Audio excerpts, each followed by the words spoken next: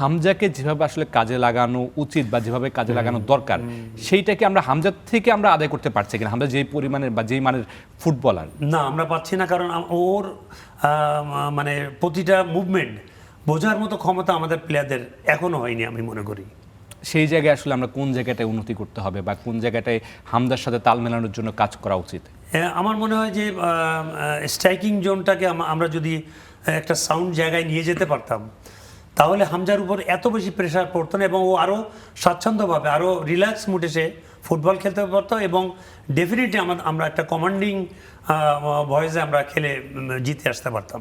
হামজার কথা বলছিলাম, হামজা আসাতে বাংলাদেশের ফুটবলে একটা জেগে ভিন্ন উঠেছে। রকম পরিবর্তন হয়েছে। হ্যাঁ, জেগে এই উঠেছে। এক হামজা দিয়ে কি আসলে বাংলাদেশের ফুটবলের যে মানচিত্র সেটা কি পরিবর্তন করা সম্ভব কিনা?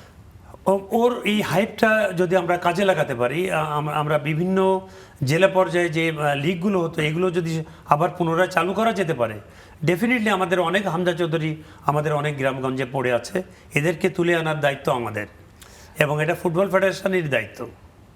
তাবিদ আওয়াল তিনি এসেছেন, তার প্রতি আসলে কতটা ভরসা রাখবেন? না, সে চেষ্টা করছে ডেফিনেটলি। সে যেহেতু ফুটবল প্লেয়ার ছিল,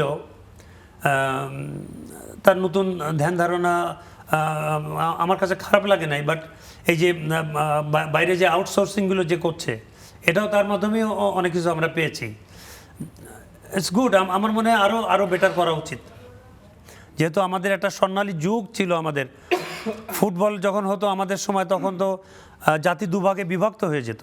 সো এই দিনটা আমাদের ফিরে আনার দরকার এবং যুব সমাজ যেভাবে আমাদের মাননীয় প্রধানমন্ত্রী এবং যুব ক্রীড়ামন্ত্রী ওনারা লেগেছে, আশা করি আমাদের যুব সমাজ আবার ঘুরে দাঁড়াবে ইনশাল্লাহ।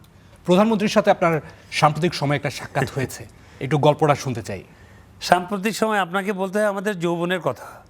আবাহনী যখন ফুটবল খেলতো, আবাহনী মোহামেডান, তখন উনি এবং কোকো দুজনেই আমাদের আবাহনী মাঠে ওখানে প্র্যাকটিস করতেন। কোকো ক্রিকেট খেলতেন ওখানে, এবং তখন থেকেই আবাহনীর যে পপুলারিটি এবং মোহামেডানের যে পপুলারিটি, এটার জন্য উনি খুব উৎসাহিত ছিলেন কিভাবে ওনাকে আমরা আবাহনী ক্লাবের একটা মেম্বারশিপ ওনাকে দিতে পারি।